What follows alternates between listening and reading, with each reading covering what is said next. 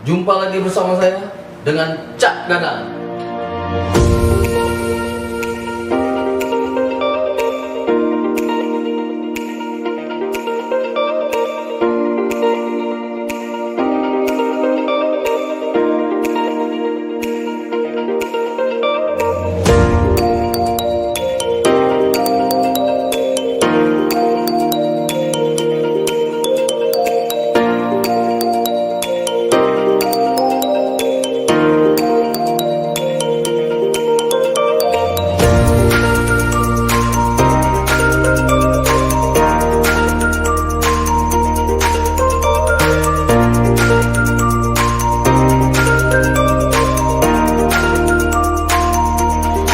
Assalamualaikum warahmatullahi wabarakatuh.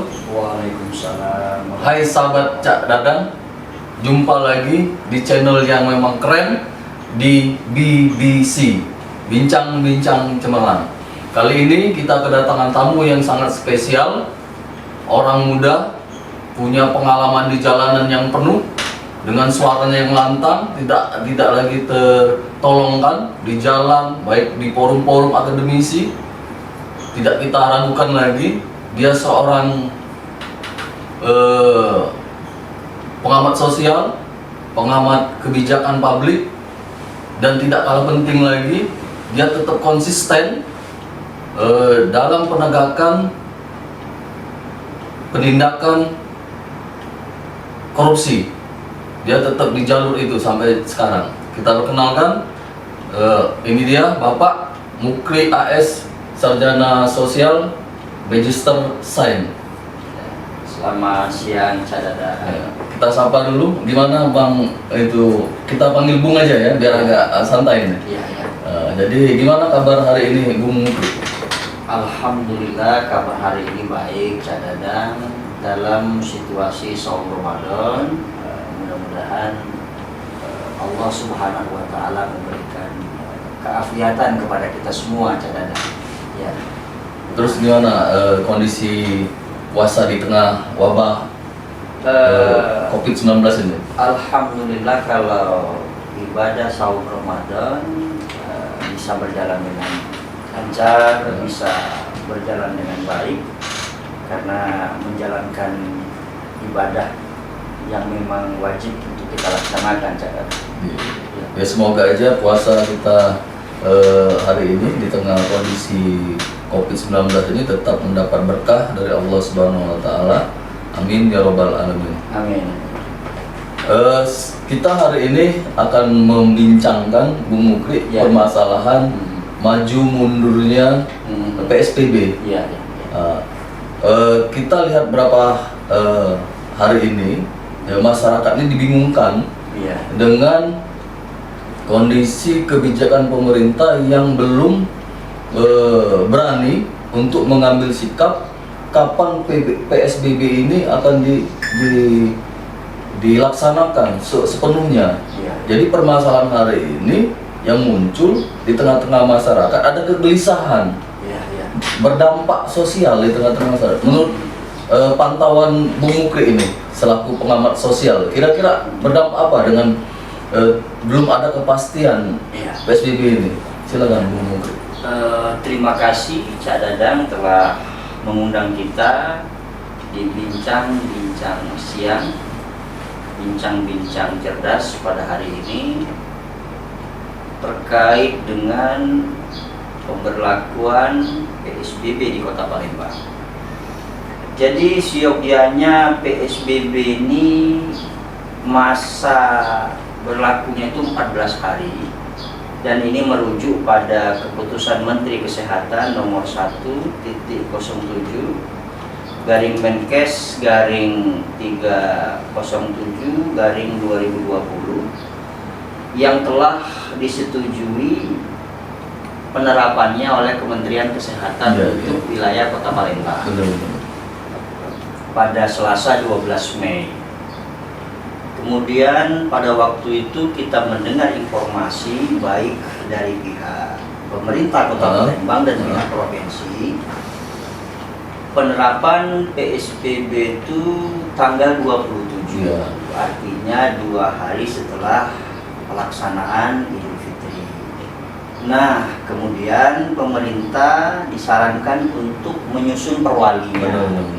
Nah, untuk mengajak setiap pemangku kebijakan, gugus tugas ini menindaklanjuti telah disetujuinya PSBB untuk Kota Palembang. Nah, pada hari ini tanggal 20 ini sudah masuk masa penerapan PSBB. Iya. Nah, jadi masa sosialisasi, masa adaptasi. Namun masa penerapan sanksinya kalau kita tangkap dari informasi itu setelah Idul Fitri. Nah, jadi kita ini sebetulnya merujuk pada peraturan Menteri Kesehatan tentang PSBB, ya kan? Kemudian PSBB, ya. Kemudian merujuk pada Undang-Undang Karantina Wilayah. Nah, berbicara dampak PSBB ini, tentu ada dampaknya. Pertama, kita tidak bisa melakukan transaksi ekonomi bagi masyarakat. Kemudian penghentian aktivitas di luar rumah. Nah, seperti dampak penghentian aktivitas kerumunan atau berkumpulnya dalam jumlah besar. Jadi seperti tempat-tempat ibadah, kemudian tempat-tempat sekolah, ya kan, mall, pasar dan lain sebagainya, itu harus diatur regulasinya. Nah, jadi sehingga di dalam masa PSBB ini masyarakat muncul kesadaran. Itu yang diharapkan. Iya. Ya, jadi kesadaran ini Cak Dadang artinya masyarakat mampu mendisiplinkan dirinya sendiri. Iya, jadi mentaati aturan yang telah ditetapkan di dalam PSBB itu. Jadi kedisiplinan masyarakat itu adalah kunci yang pertama. Iya. Nah, kemudian juga kalau memang tidak bisa menahan aktivitas di luar rumah, kalau tidak penting-penting, boleh stay at home. Iya, tapi boleh melakukan aktivitas, tapi pemerintah juga memberikan aturan, mungkin adanya batasan waktu. Iya. Nah, itu dampak-dampak dari PSBB ini. Kemudian juga kita mengharapkan kepada pemerintah agar dalam masa waktu 14 hari ini pemerintah juga memikirkan dengan anggaran yang ada bagi masyarakat yang ekonominya rentan karena tidak bisa melakukan aktivitas, adanya pendistribusian sembako yang merata kepada masyarakat. Karena juga kita sebetulnya memberikan apresiasi kepada pemerintah, memberikan perhatian kepada masyarakat Palembang agar di masa pandemi COVID-19 ini, dengan diberlakukannya PSBB ini kan untuk memutus mata rantai penyebaran.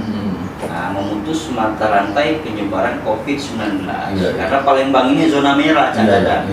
Nah, kalau zona merah ini ya tingkat kesehatan masyarakat itu sangat memprihatinkan.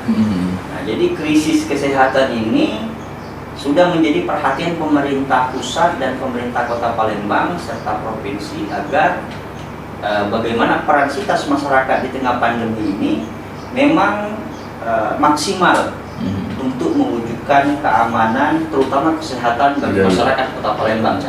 Jadi yang jadi permasalahan hari ini, fenomena yang muncul di tengah-tengah masyarakat ini, kenyataannya hari ini masyarakat ini sepertinya sudah jenuh ini dengan kondisi stay at home, standby di rumah, sudah jenuh. Kita lihat dari masih ramainya pasar-pasar tradisional, masih ramainya mall-mall untuk terus menyiapkan diri persiapan Lebaran ini. Jadi gimana ini masyarakat ini sepertinya sudah jenuh ini, Bung Mukri. Yang harus banyak dilakukan oleh protokol kesehatan atau gugus tugas ketika diberlakukannya PSBB ini, itu memberikan sosialisasi masif kepada masyarakat. memberikan sosialisasi masif, kemudian masyarakat bisa beradaptasi bahwa penyebaran virus COVID-19 ini sangat berbahaya bagi masyarakat. Artinya masyarakat harus mentaati apa yang telah ditetapkan oleh pemerintah agar kita tidak menularkan penyakit ini kepada orang lain. Iya, ada upaya memutus.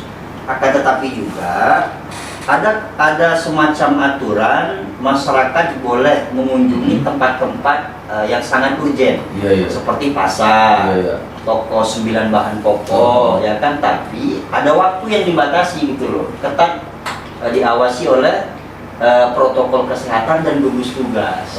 Nah, jadi regulasi itu sebetulnya bisa diatur oleh pemerintah itu sendiri. Nah, ini yang belum keluar itu, yang masih maju mundurnya. Iya, betul. Jadi Cak Dadang, kita mengharapkan ada regulasi turunan dari Perwali itu mengatur tentang masyarakat yang ingin ke pasar, masyarakat yang ingin ke toko sembako, ya kan, diperbolehkan tapi tetap memakai masker.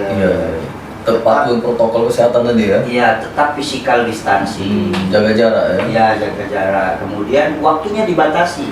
Nah, setelah transaksi tadi? Iya, setelah transaksi selesai, keperluannya selesai, langsung pulang. Jangan nongkrong? Iya. Jangan kumpul-kumpul lagi? Iya, betul. Jadi untuk masyarakat juga, pemirsa Cak Dadang, jangan sampai setelah kita berbelanja kebutuhan pokok, entah kebutuhan untuk beli vitamin di apotik, langsung pulang. Jangan nongkrong lagi. Ini akan tidak memutus, ya kan, mata rantai penyebaran COVID-19 ini. Nah, muncul lagi fenomena itu, Bung Mukri. Fenomena sosial muncul lagi. Ini hampir di setiap protokol itu banyak, mohon maaf sebelumnya, banyak manusia-manusia gerobak. Easier to break it off best friends. I don't really understand myself. I don't really understand, need help. I don't wanna be left on the shelf. Couldn't even hear me if I yelled. It's so cold outside, I'm alone